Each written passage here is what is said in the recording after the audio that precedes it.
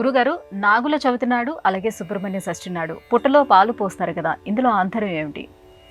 సుబ్రహ్మణ్యుడు సర్పరూపంలో ఆరాధనలు స్వీకరించేటటువంటి సమయంలో సంతాన భాగ్యాన్ని మనకు ప్రసాదిస్తాడు అని ఆర్షవాక్యం. నాగుల చవితి నాడు శ్రావణ మాసంలో కానీ కార్తీక మాసంలో కానీ పుట్టను చేరి చూచి నమస్కరించి ఆ నాగరాజుకు క్షీరములు సమర్పించి సలిమిడి అర్పించి ఉపవాసాలు పాటించేవారు తెలుగువారు. అలాగే సుబ్రహ్మణ్య షష్ఠి నాడు కూడా విశేషంగా సర్పరూపంలో ఆ కుమారస్వామిని ఆరాధించే క్రమంలో ఈనాటి కాలంలో పుట్టకు వెళ్ళి పాలు పోయడం ఉందే కానీ ఒకనాటి కాలంలో సుబ్రహ్మణ్య స్వామి అర్చన అనగానే ఇంటిలోనే పుట్టను సిద్ధం చేసుకోవడం, ఇంటిలోనే వివాహం కానటువంటి బాలురకు వస్త్రాదికాదులను అందించడం, బ్రహ్మచారులను పూజించడం, ఉపవాస వ్రతాన్ని పాటించడం విశేషంగా ఉండేది. పుట్టకు వెళ్ళి పుట్టను చూచి పుట్టమన్ను తెచ్చి ఇంటి ద్వారానికి ఇరువైపులా కూడా సర్పములను చిత్రించడం నాగుల చవితికి సంబంధించిన విశేషం కాగా, పుట్టమంటితో ఇంటిలోనే పుట్టను సేకరించే విధంగా సిద్ధం చేసి ఇంటిలో అర్చన చేయడం సుబ్రహ్మణ్య షష్ఠికే ప్రత్యేకం.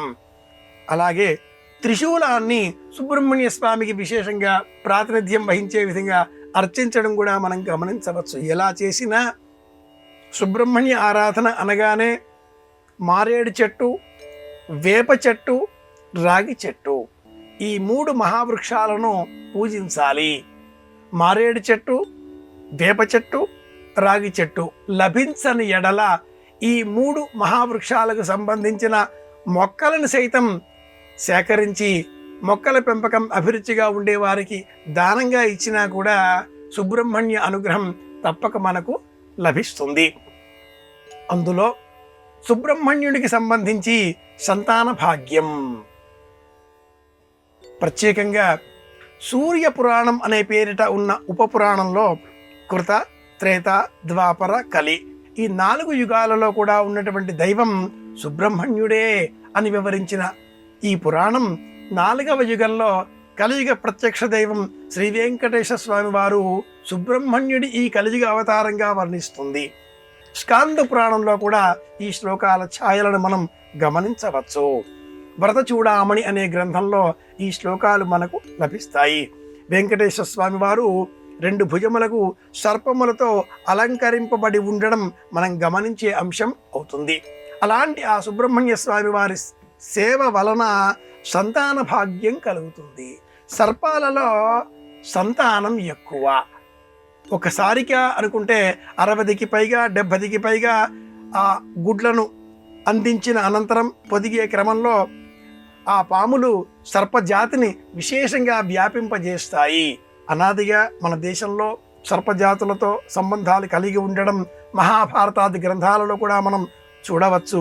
మహాభారతం ప్రారంభమే సర్పయాగంతో అని కూడా మనం జ్ఞాపకం తెచ్చుకుంటే సర్పాలతో తెలుగువారికి మానవ జాతికి ఉండే సంబంధం విడదీయరానటువంటిది.